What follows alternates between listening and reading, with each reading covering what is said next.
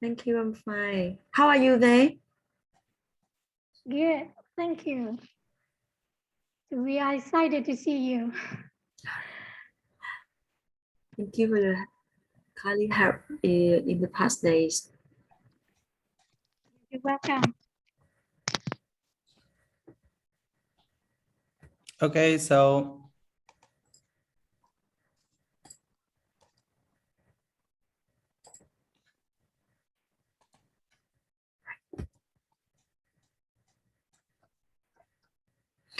I just okay, shared.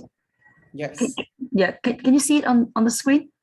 Yes. Slide. Yeah, okay. Yeah, Okay, good. so good afternoon, our presenter and participants. Welcome to the virtual with Diesel International Convention 2021. On behalf of the organizing committee, we would like to thank you so much for your participation and contribution to our annual convention success. We are Nguyễn Văn Thắng and Nguyễn Thị Tuyết Hồng as the presentations moderators. We are delighted to see all of you in light of virtual presence today. Especially in this parallel live oral presentation, we do hope that all of you will be able to have some valuable knowledge and experience as takeaways following the talk. Before the presentation, there are a few considerations. In case you have any questions or concerns about the presentation, please feel free to leave them in the chat box so that we can gather the questions for easy response in the 5 to 10-minute Q&A sessions. We gladly welcome Ms. Linh in this 30-minute parallel live oral presentation, which is entitled Difficulties in Translating English Collocations in Business Communication into Vietnamese and Recommendations. About our presenter, Ms. Linh teaches Interpreting and Translation, National Economics University. She got bachelor degree at English Department, Hanoi University, and MDiso degree from Victoria University, Australia. She got certificate of consecutive interpreting at Diplomatic Academy of Vietnam and valuable first-hand experiences in interpreting. Her research interest focuses on ESL and EFL innovations. Please welcome Ms. Linh. Thank you very much, the moderator, for very kind words for the introduction. And it's my great honor to be here today with you all, sharing my experience in the research related to teaching translation. Well, actually, in my university, Đại học Kinh tế Quốc dân, National Economics University, we have business English majors, and they have to study translation and interpretation for two different semesters, because translation and interpretation are the compulsory subjects for them, and it is expected that after their graduation, they have fundamental techniques of translating and interpreting the essential business materials. And in this research, I focused on translating English collocation, by which I mean the fixed phrases, or in other words, the fixed combination of words. And these collocations are related to business communication. In short, we have BC. Business communication covers all different kinds of, communicating between enterprises and enterprises, customers and retailer, that sort of thing. And the research subjects are the difficulties. All right. And this is the outline of my presentation. First of all, I'd like to talk just very briefly about the overview of translation. The second aspect is related to the collocation in general. Some descriptions about my personal research and the findings, which is about the difficulties in translating English collocations in business communication. First of all, translation seems to be quite easy to understand by the name, just the rendering the message from the source language into the target language.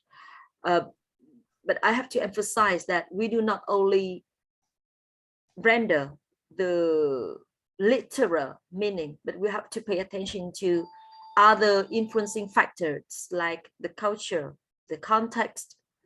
Then translation seems to be much more complicated than just picking up the meaning of the word from the dictionary and then combining all of them to produce the meaning of the message in the target language. So these are the three specific definitions of translation, which are very common. The translation procedure seems to be flexible because it is different due to different people. Some prefer to read the target language version first from the beginning to the end and then translate it into the target language. Others prefer to read and do translation simultaneously, by which I mean at the same time. Read one sentence, transfer it into the target language at the same time. Different authors propose different ways, different processes of doing this job, but I think it depends because in most of cases, we have not only the message, but also the terminology. Then it is possible to search for the meaning of the terminology first so that you know, the process of translating can be more fluent and smoother. Okay, excuse me, can you open your slide on a slideshow mode? It is bigger and the audience can see your screen clearly, more clearly. It is quite small, isn't it? Yeah, no, it is no. This one, slideshow, you know. This.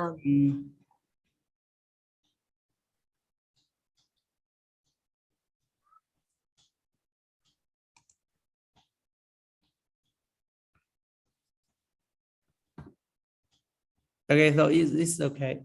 Is it okay now? Yes, it's okay. Some methods of translation ranging from word for word translation, you know, one by one, the literal translation, when we have to focus on the lexical words translated singly out of context. The faithful translation focuses on the reproduction of these precise contextual meaning of the original within the constraints of the target language, semantic, and all of these closest to the source language. But we have to pay attention to the target language at the same time, because we have to know how to adapt the meaning of the word into the target language. And sometimes it is free translation because the source language text can be translated prolixly and pretentiously in the target language. Idiomatic translation seems to be quite complicated because we pay attention to the fixed phrases, and among which is the collocation that I'm going to research later on. And last but not least is the communicative translation. Actually, when we do translation, the highest level is the level of naturalness, by which I mean, if you translate a text from English into Vietnamese, then it has to sound like it is written in the Vietnamese language. It is native-like. So the communicative translation means that we produce the message in the way that it sounds the most natural and native-like for the target language reader.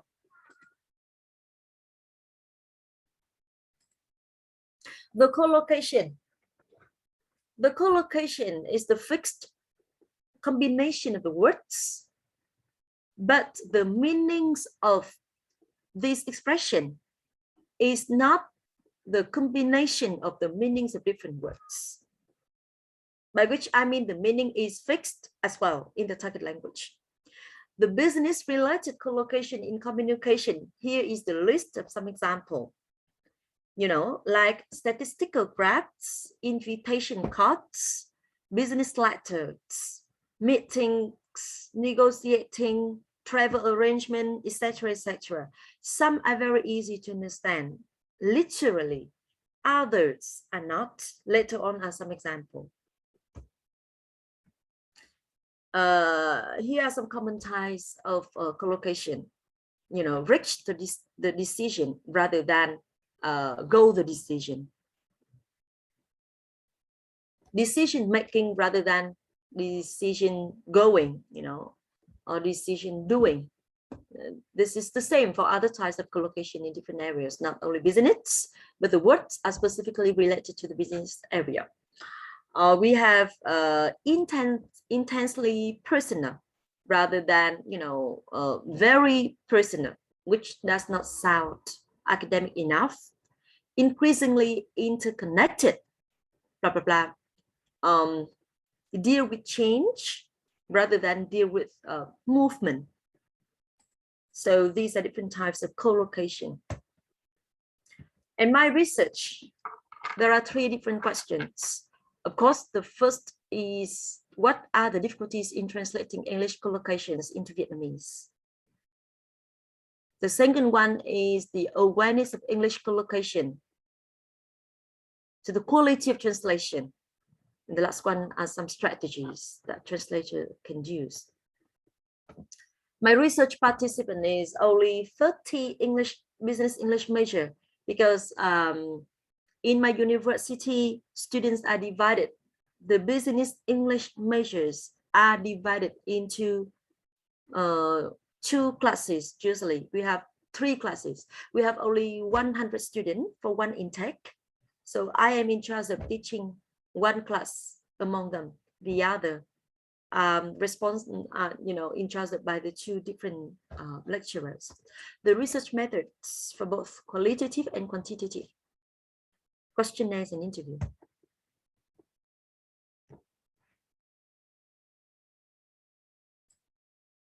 And this is the research results. The general difficulties that students often face cover difficulties in finding and recognizing collocations. They don't know that this is the collocation. They use those fixed expressions very often, but they are not aware that they are collocation. And because they are not aware of that, when they translate it into the target language, they try to look up the meanings in the dictionary, and they cannot, combine the meanings of the words in order to get the meaning of the message in the target language, and that they fail. The second difficulty is the variability of the collocations, because English is the inflectional language, and it changes the word form almost all the time, and it causes difficulties for the English user. The non-equivalent collocations, by which I mean there are collocations in English, but they are not equally translated into the target language, by which I mean Vietnamese. The polysemantic means different meanings of the same collocation, and no method of translation of grammatical structures. This is completely different from Vietnamese, because the word order in the 2 languages are not the same. All right, so the first particular difficulty for the student is that there is no identical collocations or non-equivalent collocations in Vietnamese. Here are some examples. Competitive edge, keep track of information, well-developed communication skills. They are very, very common. They are too common that people are not aware that they are collocations, but actually they are.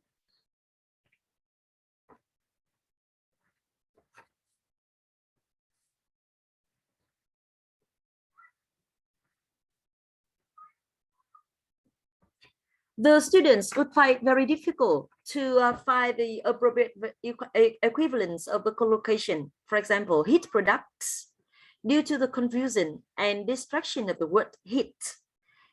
The literal meaning is, the literal meaning in Vietnamese đánh is that. But we have normally this word is employed to describe the characteristic of being well known and outstanding or very famous to everyone, like the hit song. This is one of the meanings. The top hit of music. All right. So in this circumstance, the word hit is applied to express the level of precognition of the products.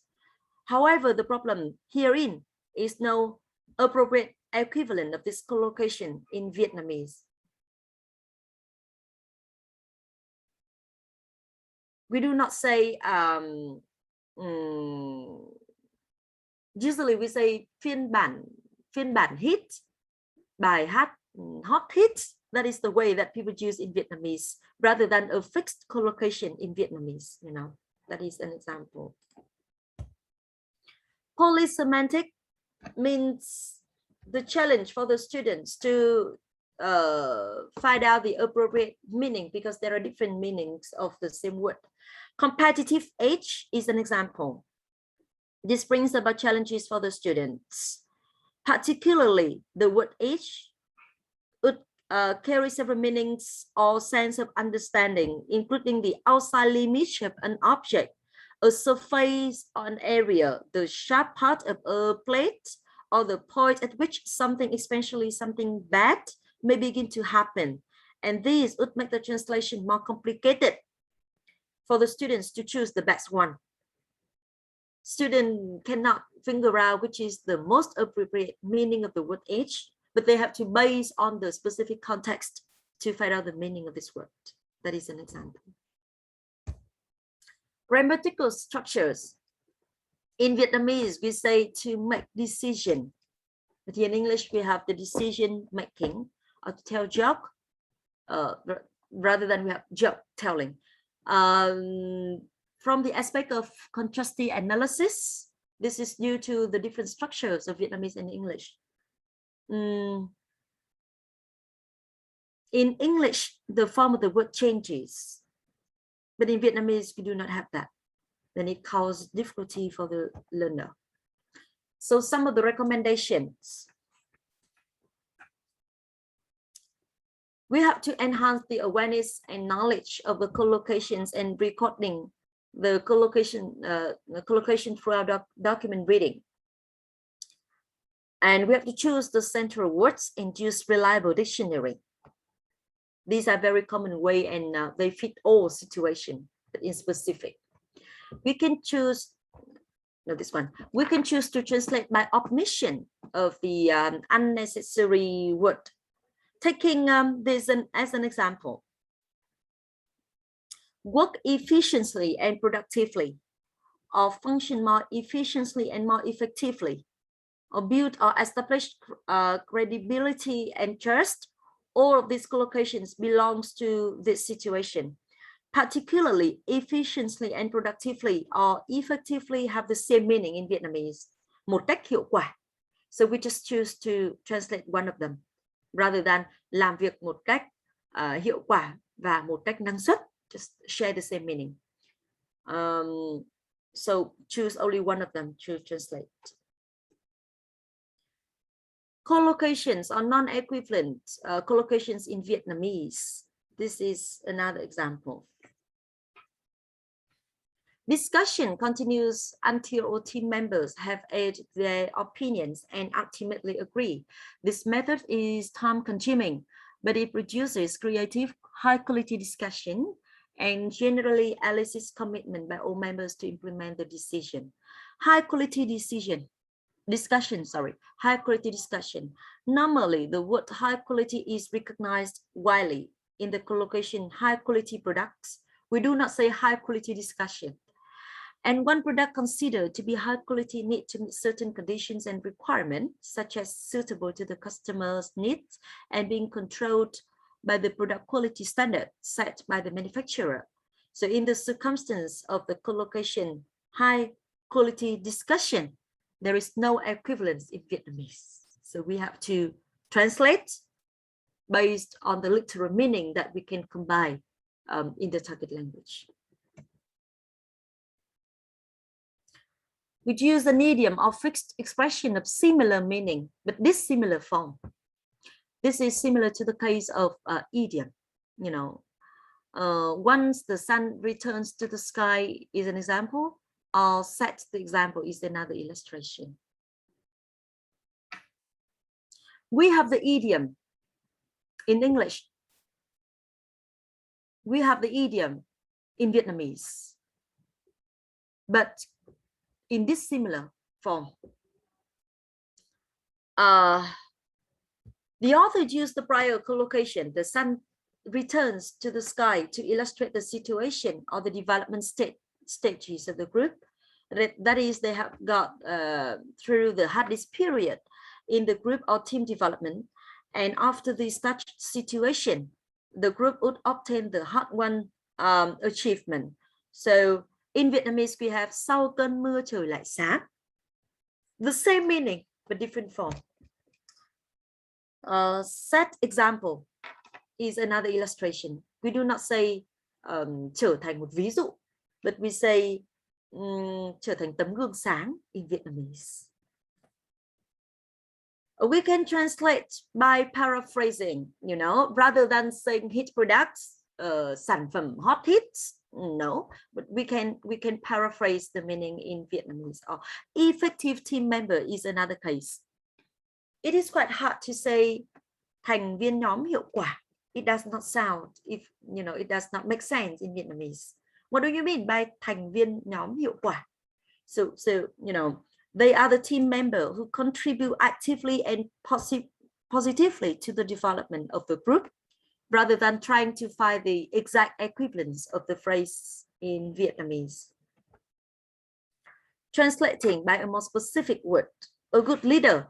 Good is a very, very general word, and it is not highly suggested to be used in academic context. A good leader can be translated as nhà lãnh đạo xuất chúng, nhà lãnh đạo tài ba, nhà lãnh đạo giỏi.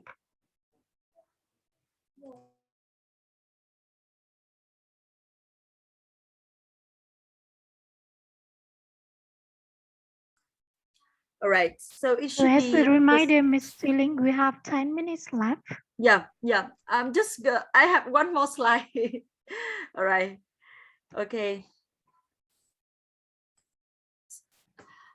Last but not least, we can do translation by changing word form and the order of the components in the English collocation. Decision making, we can say đưa ra quyết định rather than quyết định đưa ra, you know, or it does not make sense in Vietnamese. So in general, you know, this brings me to the end of my presentation. In general, as other cases of the fixed expression, idioms, phrases in English and in Vietnamese, students normally face the same difficulties. One is because we have the collocation in Vietnamese in English, but we do not have that collocation in Vietnamese. Another case is that, yes, we have the idiom with the same meaning, but in different form. So these cause great challenges for the students in completing their translation task. And that's all about my presentation. And I wish to respond to the concerning questions, because it helps to clarify the content of my presentation. Thank you, Ms. Linh, for the great presentation. We have great interest in the presentation. The participants, do you have any questions for the speaker?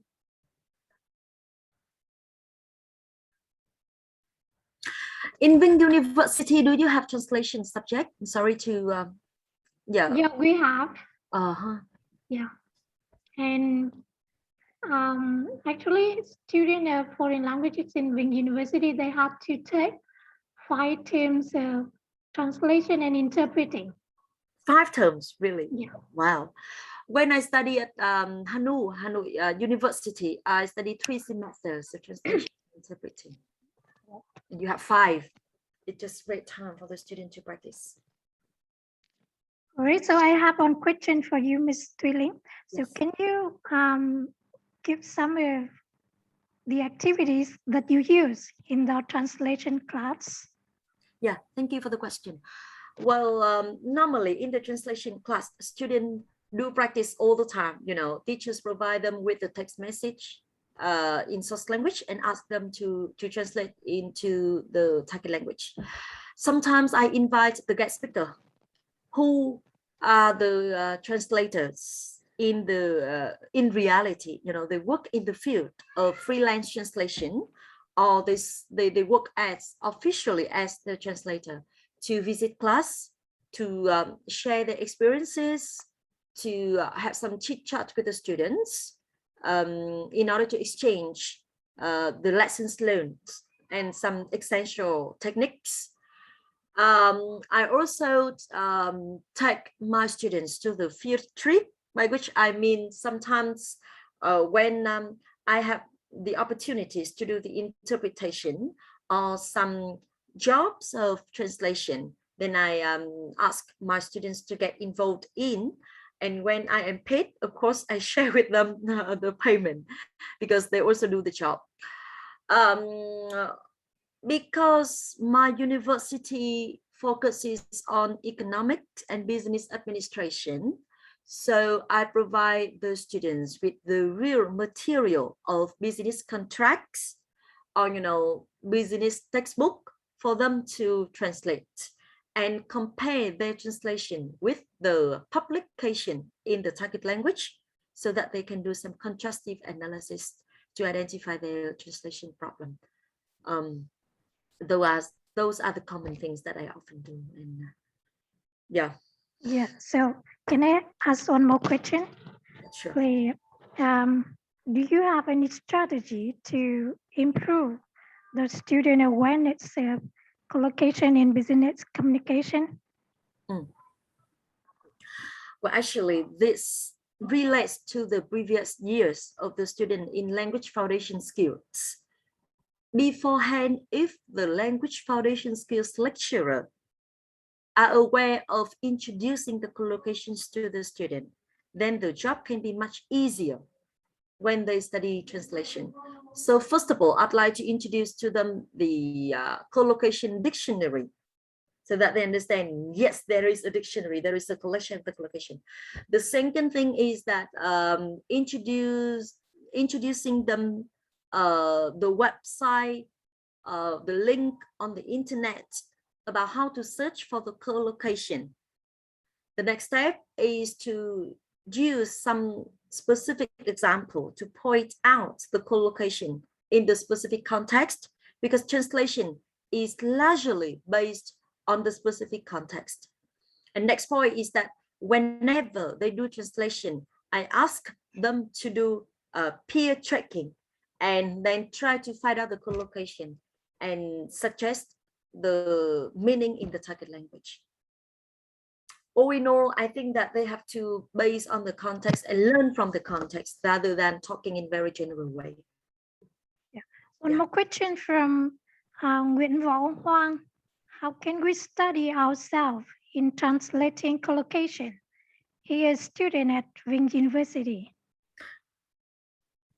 You want to ask about self-study, right? Yes, he asks about how can he study himself in translating collocation. Self-study, yes, self-study. Well, actually, many people do the job of translation by themselves as the free translator. So yes, you can study by yourself, by which I mean self-study is okay. But if you want to study by your own way, it can be very challenging, because you need another person to check the way of expressing the idea, to share with you the translating strategies. And as I told you earlier, translation does not easily mean you pick up a dictionary, you look up the meaning of the new words, you combine all of them, and then you produce the meaning. A good leader is an example. Một nhà lãnh đạo giỏi is the way that you translate. But in some specific cases, translator can be more flexible. Nhà lãnh đạo tài ba, nhà lãnh đạo tài năng, etc. So you have to learn from different sources and learn from the translators in reality. Self-study is okay, but it's not enough. That is my answer. I think we have time for the last question from Ms. Phạm Thị Ngoan. Can you recommend some kinds of dictionary and materials for translation of collocations? Well, how to say, For the fixed expressions of collocation in general, I highly appreciate the Oxford Dictionary for collocation, the Oxford Collocations Dictionary to be exact, in very general. And for the business communication, I highly appreciate you to try to read the material printed in National Economics University about business communication, BC, we mean giao tiếp kinh doanh. In the book, there is a list of the glossary, and then you can easily find out the collocation. I'm so sorry that I do not bring with me the economic version, the electronic version here. But if you want, you can contact me and I will try to find out the link to share with you. It's my pleasure. Yeah, it's well time. 5 p.m. already.